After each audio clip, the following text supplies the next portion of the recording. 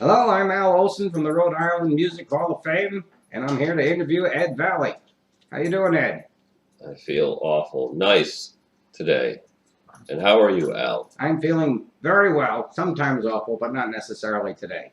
Okay. Can you tell me about your childhood and family background, Ed? Sure, I was born on December 22nd in 1951, which makes me an optimist because that is the first day of the winter solstice. And, as you know, the daylight hours begin to grow longer, and things are looking up. So, anyway, I was born in a log cabin. No, I'm only kidding. I wasn't really born in a log cabin. We Oh, didn't have log cabins then. Um, but anyway, yeah, early childhood family stuff. I don't know. Um, well, tell us about your neighborhood. well, it was a nice neighborhood. I went to a Catholic school. We could walk to school, and uh, I had a friend turn me into one of the nuns one time for telling a dirty joke in the schoolyard. This, I think, was second grade, and so anyway, we had some difficulties in Catholic school, but ended up transferring out of there after they locked me in a closet one day and forgot to let me out at the end of the day. So anyway, then we transferred over to a public school, which was, a lot different. It was around the time, let's see, in the 60s, early 60s. I was at this elementary school, and that was when Kennedy was assassinated. It's just interesting times, growing up. And when did you start to play any musical instruments? Let's see, that would have been in grammar school, I think. What do they call it? They call it middle school now. They have different names for school Yeah, now. depending on what state you're in and when it was. Correct, yes. I took up a cornet in, I don't know, it must have been like fifth or sixth grade. And the early musical stuff also would have been bugle and drum corps. I guess my father was an assistant scoutmaster at Troop 1 Peacedale, which was, pretty much all the underprivileged kids. We had I played drums for a while, snare drum, tenor drum, and I played bugle for a while. And we all used to sit around this big long table uh, with music and drum pads. There was an instructor for the drums. His name was Cad Graves. Um, Cad would, just go through all the rudiments and stuff with us, and we'd be practicing, and he'd be like like that, Just, he could sing all the parts. And his brother Mike was the um, bugle instructor. So he had all the brass, and his brother had the percussion. So it was kind of a cool start. I got kicked out of the school band when I was playing cornet. Um, Two of my friends were kind of egging me on. We were supposed to go on to a concert. We're sitting in the room waiting to hit the stage, and we're supposed to be very quiet at that point. But these two guys were sitting next to me, and they were like, "Hey, man, how does that horn work? Show us how it works. What do you do? What do you blow into it?" And I'm like, "Yeah, that's like this."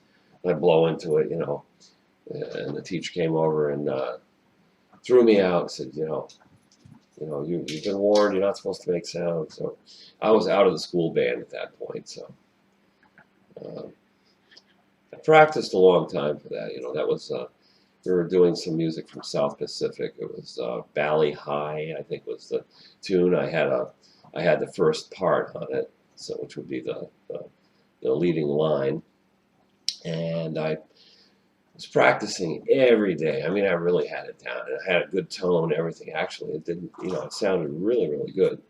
Um, and I used to step over to my front door and open it up and play. And the dog across the street would join in, So I think that's why I practice so much, because I like hearing the dog across the street howling. It's one of those things. Did you pick up the guitar at that early date, or was No, it? No. not till like maybe junior high school. My father played a little bit. He knew about 3 or 4 chords, and just enough to play some country, western stuff. Like Hank Williams. Um, Just all the country stuff. I wasn't much of a fan, at that point in time of country music. But of course, nowadays I appreciate anything, anything that's good. Well, speaking of that, do you want to go into influences? Early music influences? Influences. Oh, music influences. Yeah, sure. And how were you exposed to them as well? Well, early on, I would have to say, they were external. I didn't really have um, a very strong background of music in my family. I mean, we always had a piano in the house. My father played a little bit, but I never took lessons or anything like that. Never studied piano.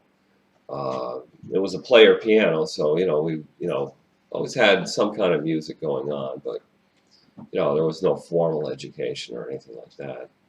Although my family is very supportive. When I took an interest in music, so I think my first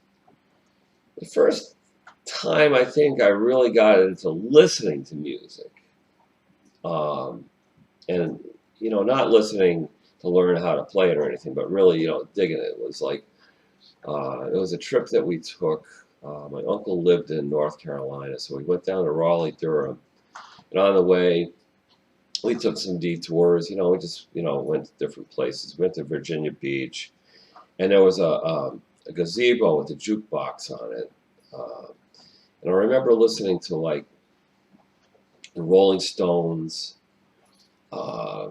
Satisfaction. That was the big hit then. And let's see what else. There was Sam Cooke, Otis Redding. I was listening to all that stuff. I didn't hear music like that, up north very much. But it was really starting to take off, I guess, probably in the South. I remember going to an amusement park, and I got on this ride that basically it was just like a little mini roller coaster, not a real roller coaster, but just something that went around a little short track, and it went up and down, and around in a circle. And in the background, they had these. They weren't really speakers; they were like mid-range frequency horns. Like the kind of PA system, like bullhorns almost. Yeah, I remember those, yeah. And they were broadcasting music over those while we were going on this ride. And it was like, I remember it was Sam the Sham and the Pharaohs, Wooly Bully. And people were just like totally into the music and on this ride. Everybody was, waving their arms around and everything. And it was like, it was just so cool, to kind of hear Sam the Sham. That was the first time I heard Wooly Bully, Yeah, so I mean, that was, listening for me.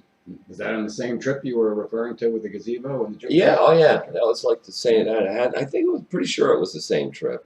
Mm-hmm. But yeah, there was a lot of stuff back then. I delivered papers when I was a kid. I was into what do they call it? The stock car racing, but the little model cars. Mm-hmm. So we had a track at the bowling alley, and I had a Cobra, the Shelby Cobra, not like the Ford Cobra. This was more like the original Cobra, and I had like maybe 5 or 6 different cars along the way, and it was a favorite pastime. In fact, I even picked up a few kits when we were down south when we were there. 'Cause I used to build all my own stuff. I'd build all my own cars, take model car bodies and put them on a frame. It was like awesome, man. It was a lot of fun. So I don't know. I think I got into music just early. Earliest band I ever had was with my cousins. I think it was about 14 at the time. My cousin Jimmy was playing guitar. I was playing a little bit. My dad showed me a few chords. And at that point, we were listening to all the stuff that was popular during the day. I liked Bob Dylan. I did a few Dylan songs. I think it was like, Chimes of Freedom was one of them. Tambourine Man. This is about the time, I started listening to him just around the time he went or was going electric, I think. It's about 65. There, Yeah, yeah, right around that time I started listening to Dylan. But I was really into both sides of Bob Dylan. I liked his early stuff and I liked his electric stuff. So, my dad would take me up to Providence sometimes or up to Cranston. We'd go to these different music stores and, I'd buy like records or something or maybe pick up a book. I remember I had a book of all of Bob Dylan's stuff, and it was like from his first two albums, I think, were Times Are Changing, and then it was it Another Side of Bob Dylan, I think. the second, Yeah. the greatest hits one I'm thinking of came out in the early 70s, though. I can't. Oh, yeah. This was like his first two original albums. Okay. I think they were on Columbia. All that stuff was in the book, so I was just learning how to read chord charts, and the lyrics. It was like a lead sheet. The lyrics would be there, the chord changes, the melody line would be written out. I couldn't read music at that point in time, but what I could do is I could follow the lyrics, and the lyrics were my arrangement. By ear, then. Oh yeah. And I was using the chord charts, so I learned all my first chords, a few chords from my father, but then, everything else I needed to know was right there. So I started to pick it up, and I, between that and listening, I was able to get a pretty good handle on the guitar, to start off with. My cousin Jimmy, and our friend from up the road from Jimmy's house was Dave Olson. He had a set of Premier drums, and the three of us started together. We all, we played through one amplifier. We had Mike that went into the amplifier, two guitars. Eventually, we had another guy that came in and played bass, but he didn't have a bass guitar, so he just used to play the last four strings on the guitar. And again, we were all through. Eventually, we did get some amps, but not before we blew up the Silvertone that we had. Did you have any gigs with that? Oh yeah. What kind of parties or things like Oh that? yeah, we did parties. That was first gigs we had were parties. We played at a few Grange halls. We did some school dances at different schools. Exeter, North Kingstown. I think we did play a few gigs in South Kingstown. So the band, the first band that we had was called The Element of Surprise.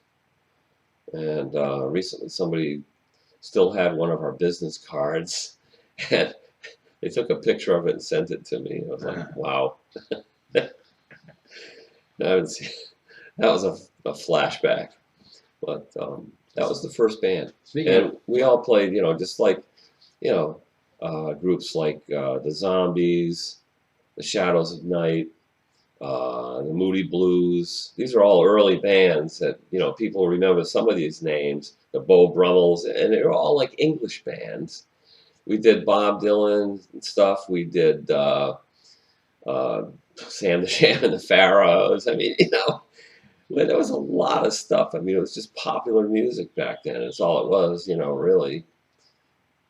Now, speaking of early influences and that kind of thing, remember a few years ago, I think it was Paul Mania gave me a CD of you playing in Boston with a band at the age of, must have been 17. And the fellow's name was Albie, not the Albie from Rhode Island, but a different Albie. Huh. Remember that CD? You came over to my house and picked it up? Oh, that was Al. No, that was Albie and the Spellbinders. Okay. Yeah. How did that happen? Because that's Oh, that was after high school. All right. Yeah. A good friend of mine was playing guitar for them, and they're all guys like Joe and Tony Giorgiani. They were brass players. Greg Abate, he was in that band, and so anyway, my friend, I won't mention any names because he went away to Federal College for a couple of years for something, and so I filled in for him when he was gone. He never went back into the band afterwards, but we started playing together after that. But I played with Albie and Spellbinders around Boston area. And we played like some of the clubs in the old Combat Zone. There were strippers and everything. I mean, it's like played at the North Shore and Revere Beach. These are all pretty rough areas, So I cut my teeth in some pretty seedy little bars, and it was a show band. That was first band out of high school. It was, unbelievable. Well, I remember hearing it, and now I recall it was Papa Dick Souza who gave me that CD. Oh yeah, that's right. Yeah. And I gave it to Paul Mania, and he played some stuff on the radio from that CD. Yeah, really. He did. While Ed was in Boston with Albie, he wanted to mention someone whom he met or played with.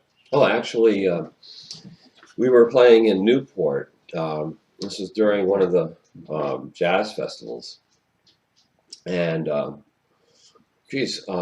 we were playing at a place called Leo's, and we used to call it Leo's by the Lake because it was right on the harbor in Newport. And at the time, we had both Albie was singing, and we had a female vocalist named Judy Kay, and she was from Long Island. I guess somehow there was a connection with her and George Wein, who was the producer for the Newport Festival. And he came into the club to see us. And so I got to meet George Wein, and he was a pretty cool guy, actually. He got me backstage passes for the weekend for the Newport Festival, and actually Janis Joplin was playing that night. Buddy Guy and Junior Wells. So we're to what, about 69, 70 at this point? I'm thinking it must have been around maybe 68 or 69, maybe. Mm-hmm. I don't know for sure. But that's how I got to meet Buddy Guy and Junior Wells. I was just hanging out between sets, and got talking to Junior Wells, and he was showing me how to clean a harmonica, how to take it apart and clean the reeds, put it back together. And I was playing some harmonica back then, That was easy to carry around with you, the tin sandwich. Yeah. Easier than a Les Paul and a Fender Twin. Yeah. Yeah, take it. So anyway, I got talking to him, and he was very willing to share any knowledge, answer any questions like that. He was a good proponent for music, and it just it was a good inspiration for me back then. Do you remember anything that he said to you that stuck with you for the years? Yeah. He says, "You want to go to a party after the show?" I said, "Oh yeah, definitely." So I said, "We'll come back here at the end of before the end of the show." And so their limo pulled up, and we got in, and we went. We drove down to Ocean Road or Ocean Avenue, or whatever it's called, in Newport. There was a mansion there somewhere, and they were having a party for everybody that played that night. So it was kind of cool, man. Taj Mahal, his band, which his band back then was like, you know, it was his first record had come out back then. And Janis Joplin, I mean, I was like standing right next to Janis Joplin, you know, surprised she didn't, you know, grab my, you know, my butt or something, you know. He's known for that. Yeah, I heard, that's what I've heard. But she was behaving herself. She was pretty cool. And Junior Wells got up on this antique table with his high noon feet, right? And he's up there and he's playing this harmonica and singing, you know, solo. So for the party, it was just unbelievable, man. It was so cool, you know, to get to meet those guys. You know, they were really nice. It's a great story. Yeah. Don't ever get that in there. All right, gonna pause and we'll go to young adults. All right, next we're moving on to the young adults. How did you get involved with the young adults, and what was your role in that band? Well, it was all pretty much happenstance. I had met Rudy a few years before that. I picked him up hitchhiking. I guess they were restoring the train station in West Kingston, and he was, I guess they were painting and doing stuff like that. He was hitchhiking back to URI. So I picked him up in my Volkswagen, gave him a ride back up the hill, and just chatted and everything. He seemed like a nice guy, and he didn't make much about it back then. You know, just another cat.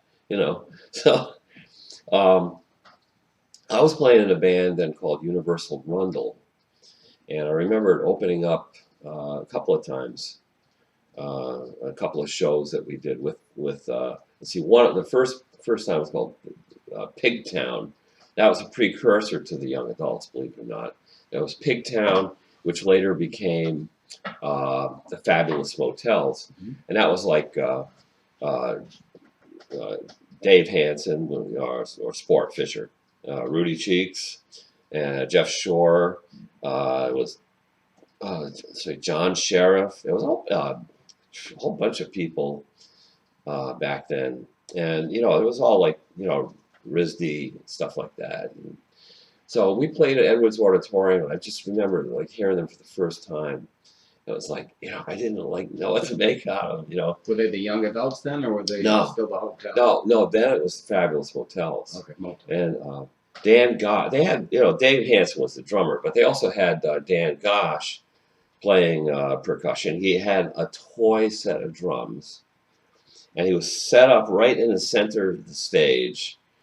And he had on his hi-hat, you know, the little cymbal that goes up and down, he had a skull mounted on top of the hi-hat. So whenever he played the hi-hat, the skull would go up and down. It was just like, it was like, so, you know, Charlie Rocket. You remember Charlie Rocket? Yes, he was on Saturday Night Live. Yeah. Charles Rocket. He was in that band, and you know, he went on to much greater things. You know, he became a character actor after Saturday Night Live. He had quite a few excellent roles with Tom Cruise and with some other, you know. But that's the one I remember. He was in a movie with Tom Cruise. I was like, yeah, man, this guy's doing all right.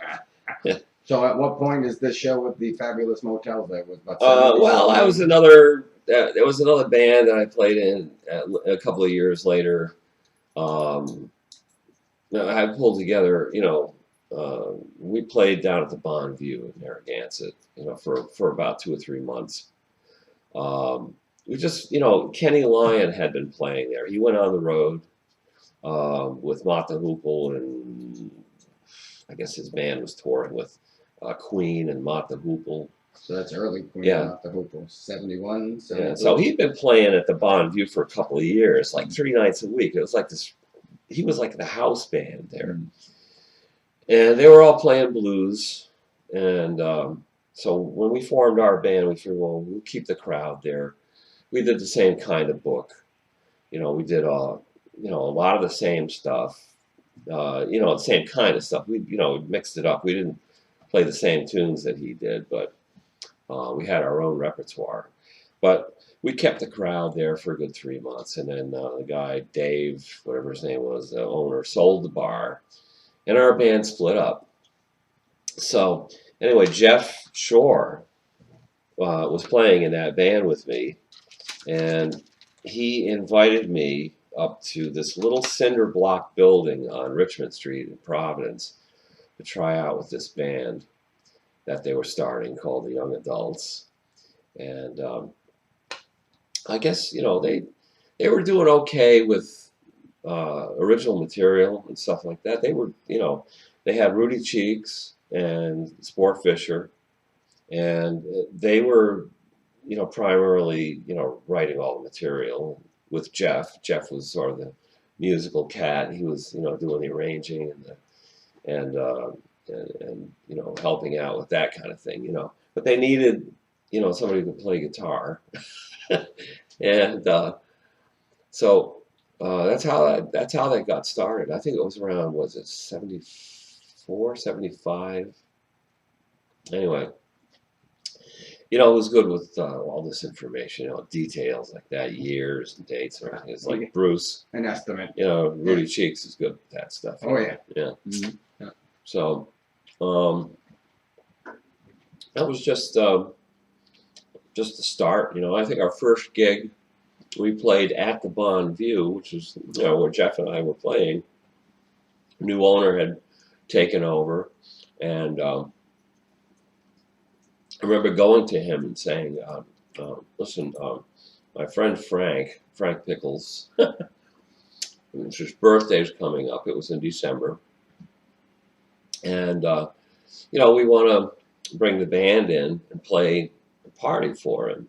So we'll bring some people in, you know." And the guy was like, yeah, he was all for it. So we charged like $1 at the door. At the beginning of the night, we put Frank Pickles at the door, his own birthday party. You know, he collected the cover charges and everything. And as the night went on, we played. Frank got more and more inebriated as time went on, as people kept buying him shots and everything. So that was the first Young Adults gig. At the end of the night, we were trying to find the money, you know. Frank, I guess he had the wad in his back pocket. At some point, it must have fallen out of his pocket.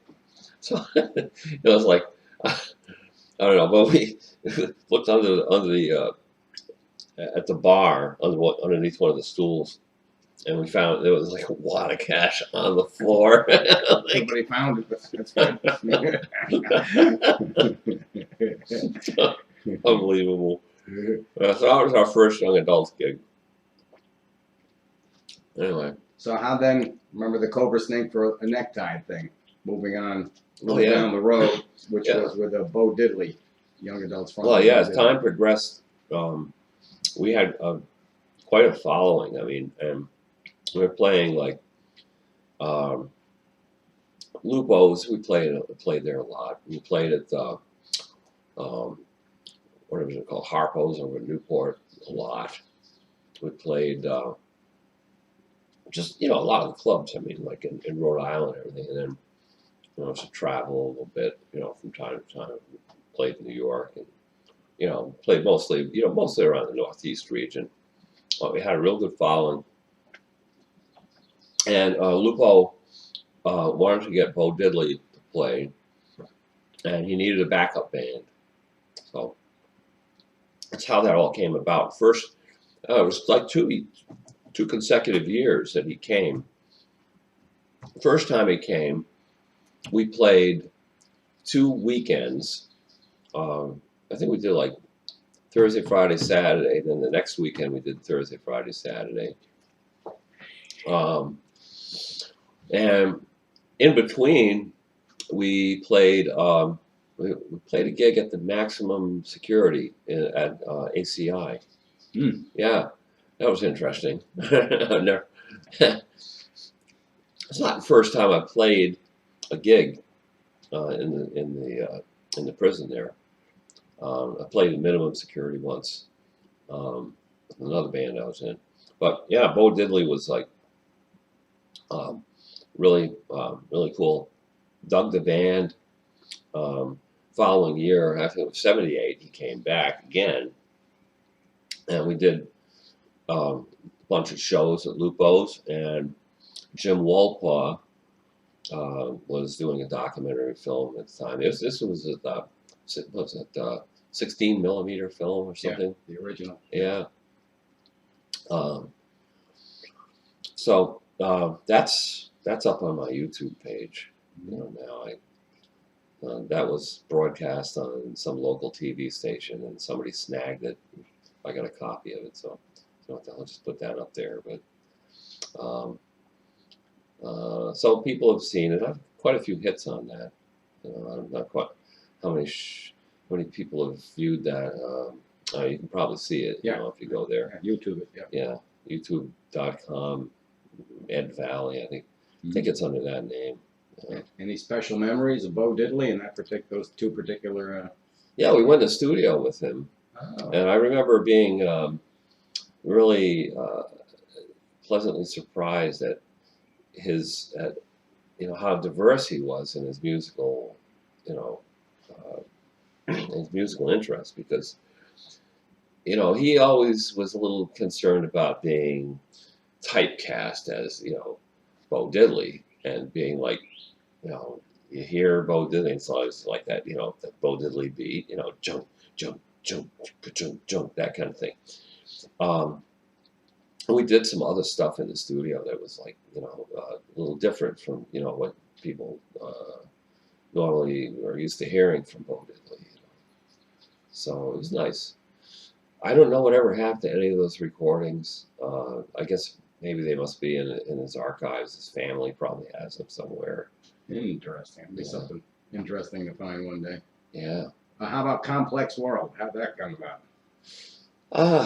Oh, the movie? Yes. Oh, that was a young adults reunion. This is quite a while after the band had been defunct, and you know, there's always been, from time to time, a resurgence of people would say, "Man, I wish the young adults would get back together, man." And it happened twice. Yeah, it happened twice. Yeah, recently, and happened a few times before that. I mean, you know, it's always, but you know, it's a weird thing, you know. But this last time, it was, you know, it was a lot of fun. I didn't participate in all of them, you know.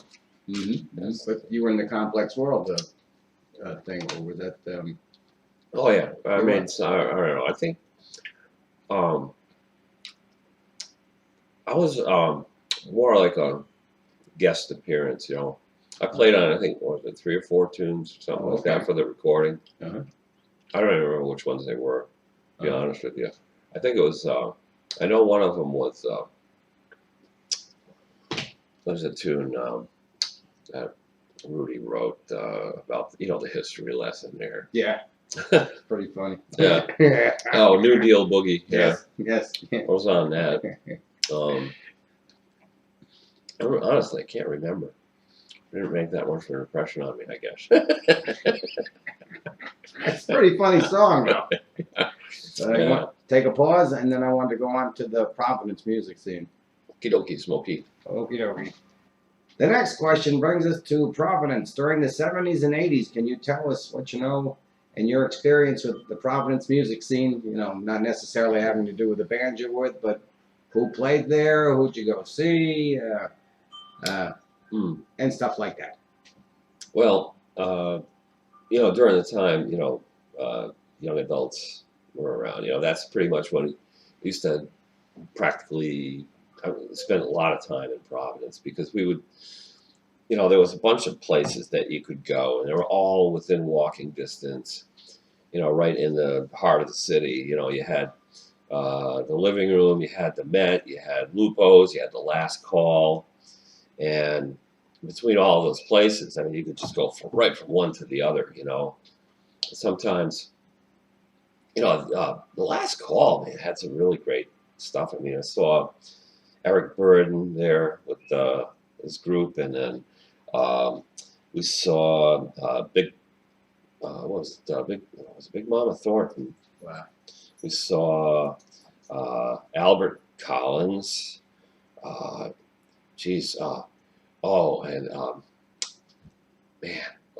Willie Dixon. I saw him there. No, was it Willie Dixon? I don't know, man. But I'll tell you what, you know. And then there were all the local acts and everything, local people. I mean, like, you know, it was this Donald Smith this B3 player, and it was he was living then, you know. But Donald was like Jimmy Smith. He played that kind of organ, you know, B3, and I got invited to a few jam sessions that he played at, and it was just like, it was so cool, man. It was so cool, like, you know, it's some of the musical exposure. Um, just a lot of fun, man. Playing the blues, you know, and the blues side of jazz, you know, with guys like Donald. Do you have any other special memories of Providence during that period? Oh, lots. Yeah, a lot. I don't know. Just pretty much it was just, you know, being immersed in music at that point in time. After the young adults, I want to say maybe around 77, I was starting to move up towards Boston and Cambridge, Mass. I was living there. So anything from like the late, maybe 77, 78 on, I was spending a lot more time up around that area. There were some places we used to play up there with the young adults too. You know, we used to play the Inn Square Men's Bar in Cambridge, and we used to play at Jonathan Swift's, which was right in Harvard Square. There was a pretty big music scene up in Boston at the time, you know. I remember seeing Toots and the Maytals at the Orson Welles Cinema opening. They had an opening for motion picture that came out then called The Harder They Come. All right, Jimmy Cliff. Yeah. Was there any connection between the Providence and the Boston scene at all? Was there any going back and forth or sharing of? And there was somewhat, but I mean, Providence was like very unique, and I don't want to say there wasn't any connection, but if anything, it was kind of a disconnect, I think. Huh. You know, because I mean, you know, it's like Boston had its own scene, and you know, its own bands played, and you know, there was a few bands that you know got play in Rhode Island or vice versa. You know, like we play in Boston, Cambridge, but there wasn't really a lot of musical exchange going between them two cities. What was unique about Providence? Well, you had. That's where Talking Heads started. We used to do a lot of shows with them. We did concerts like at RISD and stuff like that, at Brown University. I don't know. I don't know what's so unique about. There was a connection, more of a connection between Austin, Texas, and Providence. Okay. You know, then much more a connection between those two cities. I think they were like sister cities.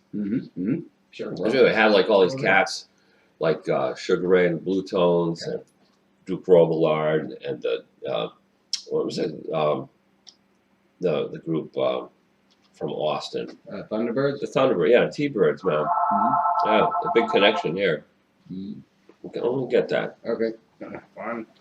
Okay. All right, so that connection, between Austin and Providence, that included guys like Stevie Ray Vaughan and, the Thunderbirds,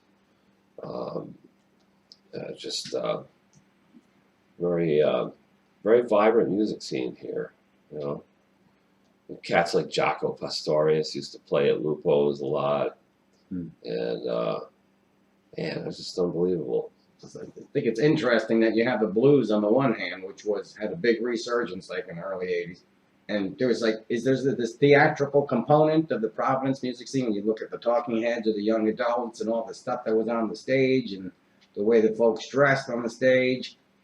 Is that what made it slightly unique? Oh yeah, that's true. I'll tell you, that's true. We we had that thing happening, and I think the main concern with me, with when the precursor to the young adults was like the Fabulous Motels, and I think when the young adults formed, I think it had you could see how it evolved musically. So and I think it was musically, I think it was a stronger group, because now we had a lot of more experience Mm-hmm. behind us, and people were coming to see us. I remember seeing Doc Pomus in the audience several times. When we played at Lupo's, he would come all the way from New York to see us. I guess he was. He also followed Roomful of Blues. He was a big fan of Roomful of Blues, Huh. and he set up a couple of things for us in the city, New York. We met with Joel Dorn. He was producing Leon Redbone at the time, and there was another cat. I can't remember his name. He was like the president of Island Records. Yes. You know who that was? I remember the record company. Yeah, he came out to see us in a bar we were playing at in Connecticut someplace. And that's actually how that tune Beer came about. The song was really just about having this guy come out and see us from this big record company. And, when we wrote the song, it was like, we blew our lunches, and with it a record deal, So it was like about drinking beer and being like totally out of control and everything. So, well, what actually happened was, he drove up in this limo. He came into the club. He sat down, and I guess we accidentally spilled a glass of red wine on him. This guy was wearing like $800 Armani suits and shit, So he kind of, I don't think he was impressed with the band. Well, what I'm seeing or understanding is that the question I asked was the blues and the theatrical part seem to both be popular in Providence, and maybe that's the connection there, is that if you listen to young adults or talking heads and you listen to like Duke on the guitar, there's this amazing musicianship. It's not just whacked out crazy. Well, yeah. There's a structure. Yeah. Oh, yeah. That's true. It was more structured and it was musically more coherent than any of the previous, four bands that were the precursors for the young adults. Huh. Yeah, that's true. Absolutely true what you're saying. That's why I think they brought me into the band. I think there was a few other people that were trying out for the band, and I think they were like, they were good writers and they were good conceptualists, but the young adults already had all that stuff, and they needed stronger music. They needed real solid rhythm section. And that's what I brought to the band. I think Jeff and I, musician types too, to come see it, because it wasn't just theatrical. It was like really good. Yeah, well, when Jeff brought me into the band, that's why he did it, because Jeff and I had been playing together, and we had a real solid. We were very solid, man. Jeff and I played together like chickpeas and rice. There's a real solid connection there. Real nice guy. Real nice guy. We always had a great time, and good gig. Really good gig. Take a pause and go to Steve. Yeah, I suppose so. Yeah. Okay. All right, then we're going to skip ahead a little bit chronologically and ask how you got involved with Steve Smith and the Nakeds. Well, there was a few things that foreshadowed that. After the young adults, okay, I kind of went into a musical hiatus for maybe about 14 years. I mean, I wasn't doing it professionally at that point anymore. Went back to college and studying digital electronics, programming, stuff like that. I was at school at MIT at night, working during the day, just busting my chops basically. And because you really need to have a very, very strong belief system to stay in music. Okay, so I actually did quite well, and eventually, I started off at the bottom, and working, jobs in engineering firms. I started off as a detail draftsman. I worked my way up. I became a designer. I designed, and I got into circuit boards, and all this stuff was concurrent with what I was learning in school. Eventually, I became a development engineer, and I worked up until maybe the early, well, late 80s, maybe early 90s. By that time, I was doing a lot of consulting work, because at that point in time, a lot of the electronics industry was being outsourced to other countries, like China, Thailand, and India, overseas, whatever. So we were losing a lot of work, and it was very difficult to stay employed. So I kind of fell back onto the music side of the fence at that time, and I hooked up with a songwriter, and we, partnered on some stuff, and ended up, kind of like in a romantic relationship, So we lived in New York. I lived there in the city for about 3 years, and we were writing and going out and playing duo gigs and in small venues, Lower East Side, and a few places, Midtown and stuff like that. So, and after a while, I mean, New York is like, it's a tough nut to crack,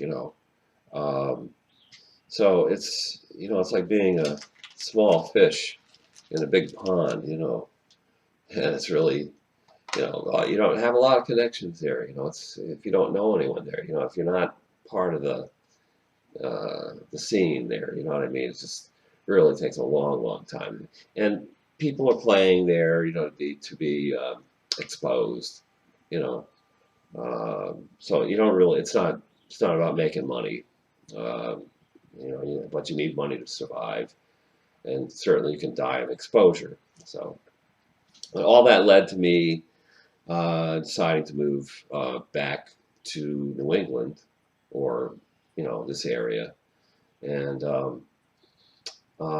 so we kind of split up, and we went our separate ways. And when I came back, I saw my old friend George, who I played with Kenny Lyon in the mid '80s, and George was playing with Steve Smith and the Naked. So I asked him how they were doing, if they were looking for a guitar player or anything. I was back. I needed to start playing again, So he said, "Well, sorry, man." He said, "We were just trying out guitar players." He said, "We just went through all that." He said, "We got about 4 or 5 guys now, and I think we're going to go with one of them." Okay, so a few weeks go by, phone rings, It's George. "Hey, can you come down to the rehearsal tonight and play a few tunes with us?" I'm like, "Yeah, sure." So I went, played. This is a band now. This is another horn band. So they have a book. They have musical charts, arrangements, mostly for the horns, And that was a couple of tunes I hadn't played before. I was able to read charts, just well, good enough to be able to cut the gig. So and there were some tunes they were doing that I already knew. So we played maybe 4 or 5 tunes, and took a break and went into the office where we were practicing. Was a martial arts studio during the day. It was Steve's, wasn't it? Yeah, Steve and Rui. So so Steve says, "Hey," he says, "Ed," he said, "what can I tell you?" He says, "The gig's yours if you want it." And I said, "Well, shit, I'll have to think about it, Steve." Yeah, I want it. That was cool, man, because at that point, they had been uh, during the summer months. I guess mostly they were going up and down the East Coast, pretty much the Mid-Atlantic region, Florida, some gigs up north, whatever, here and there, with Clarence Clemens, who at the time, you know, was not playing with Springsteen and the E Street Band at that time because I think that's where Bruce had Yeah. split. He Made broke up the band. embarked on his Yeah. solo career. 57 channels and nothing on. Oh, anyway. Yeah. So we were very blessed and fortunate to have made a connection with Clarence, and man, it's so much fun playing with them. And we had a tour bus and everything. Man, it was we had a great time. I remember one time we were on our way to this place out in Amagansett, Long Island. It's right out near the tip of Long Island, And we had stopped at this big rest stop along the way. There was this big paved area, so we got out to get some exercise. We had this thing called a vortex ball, just shaped like a football, but it has wings on the back of it. And you could throw this thing, and it was like, you could throw it like, 150 yards. I mean, it was like, it would sail through the air, right? So Pete was our keyboard player. I'm out there playing with him, and he says, Ed, go deep. So I'm running out. He throws the thing to me. It's a long pass, man. I could see it coming, and it looked like it was going to go over my head. So I started running, but I was running backwards, and I tripped up, and my head hit the pavement. And they were telling me later that they could hear it all the way, like about 100 yards away at the bus, sitting there. And when they heard me and saw me go down like that, they were like, but I don't know, somehow, miraculously, I don't know, my head must be made of like, wood or something. I don't know. Because like I got up, nothing, no concussion, no bleeding. I'm like, wow, man, it's unbelievable.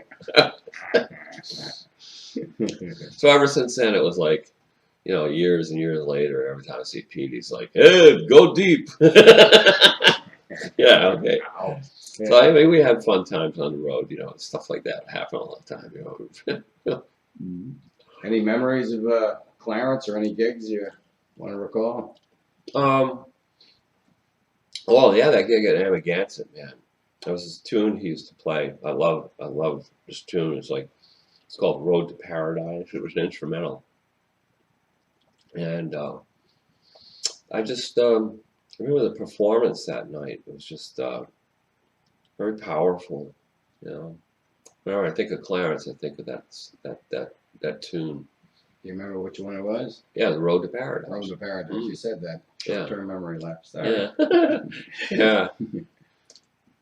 Yeah. Sometimes I like to sit around sometimes, and if I'm just noodling on the guitar, and start playing that sometimes. But it's different every time you play it. It's one of those kind of songs.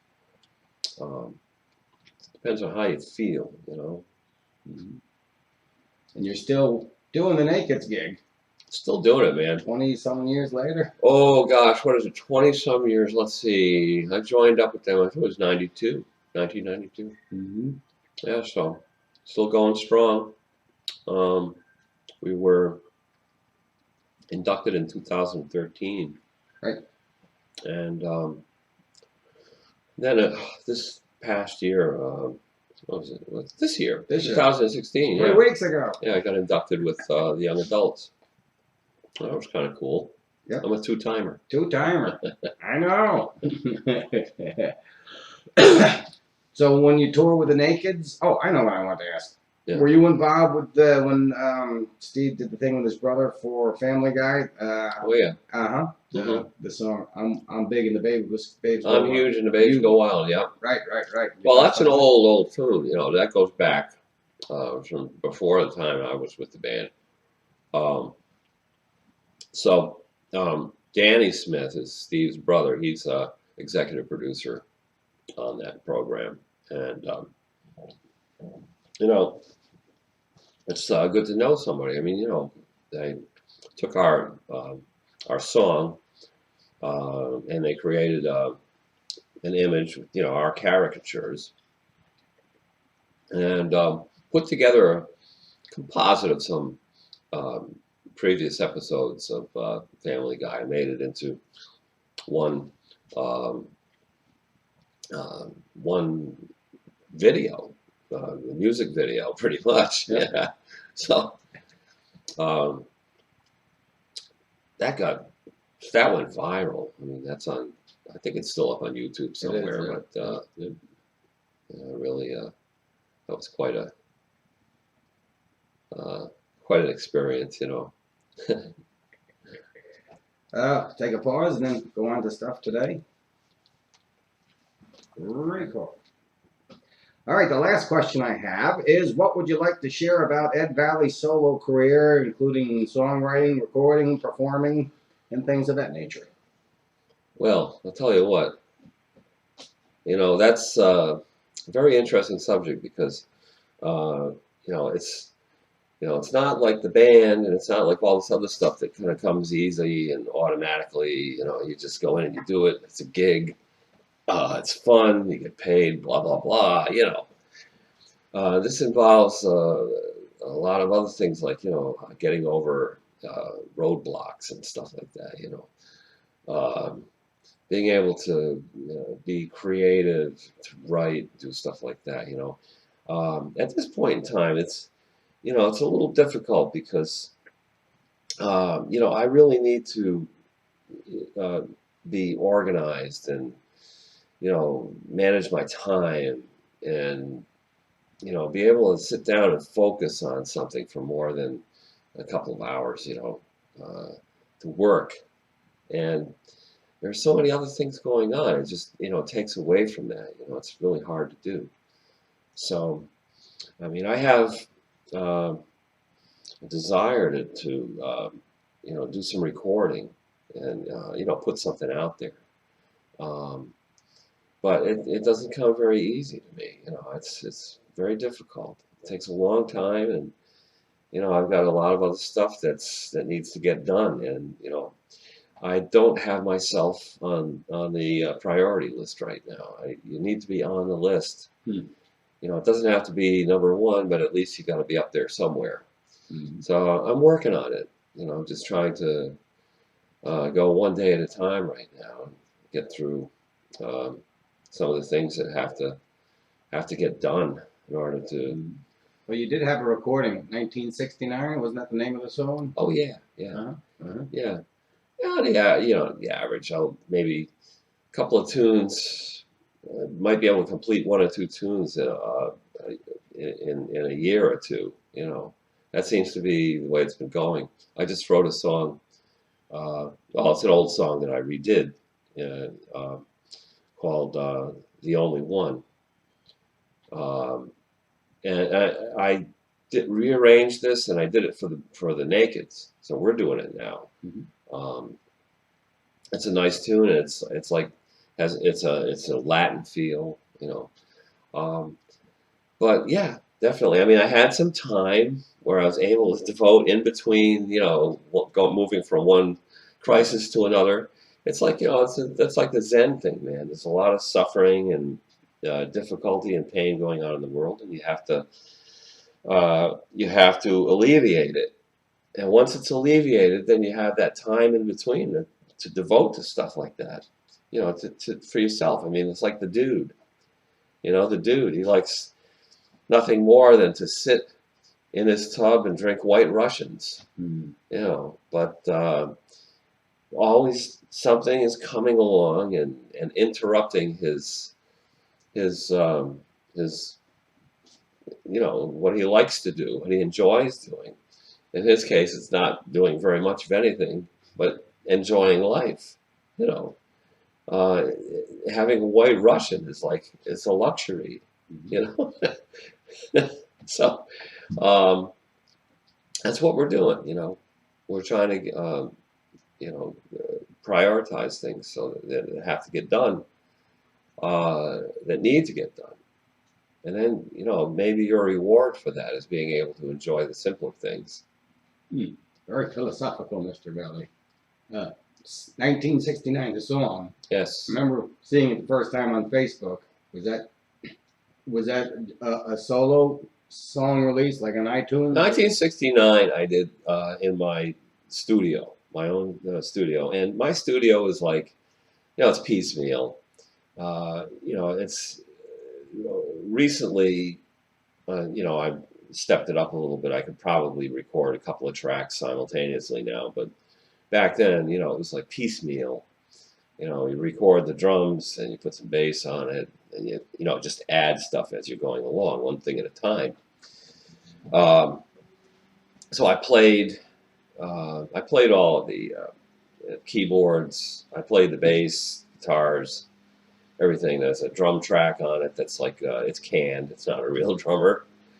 So I would like to re-record it in the studio with a real drummer, and have other people play on it, so it has more of a true human feeling.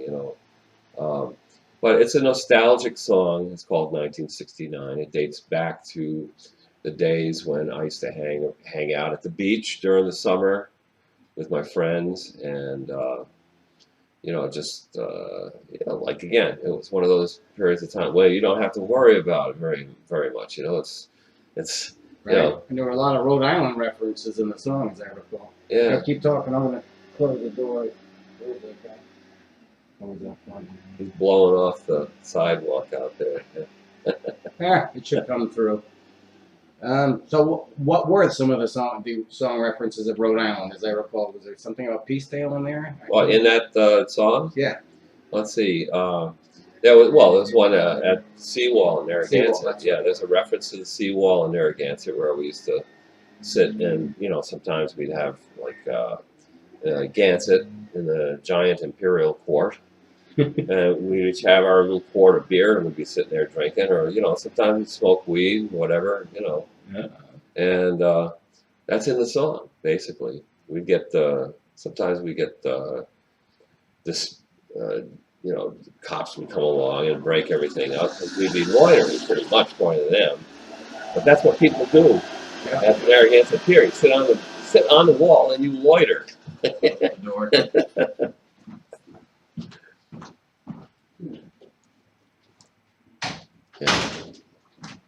There we go. Oh, actually, maybe that's a good place to end it then, actually. Yeah. The song 1969 with the great references to our wonderful Narragansett Seawall. But it also, at the beginning of the song, makes a reference to, now, because it's like, somehow, or the words are like, somehow you look different, but I'm the one who changed. I'm getting older now, and it's not the same. The things that matter to me, somehow, they don't ring true. I used to, what was it? I can't remember all the words. Right. The philosophical sentiment is there. Yeah. Yeah. So the very first verse kind of puts you in the within a framework, of now, and then when you get to the second verse, it's like longing for the older days, and then it goes into it, and it takes you right back there. So but you can always go there. It's like it's a place. It's like those places you keep in your mind, and you can transport yourself back in time.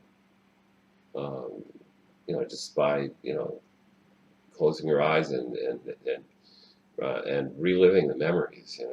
Sure. That's deep, man. Yeah. Well, thank you, Ed Vallee. Today, by the way, was May 24th, 2016, and we're at Ed's home in Richmond, Rhode Island. I want to thank you very much, Ed. Signing off. Signing off.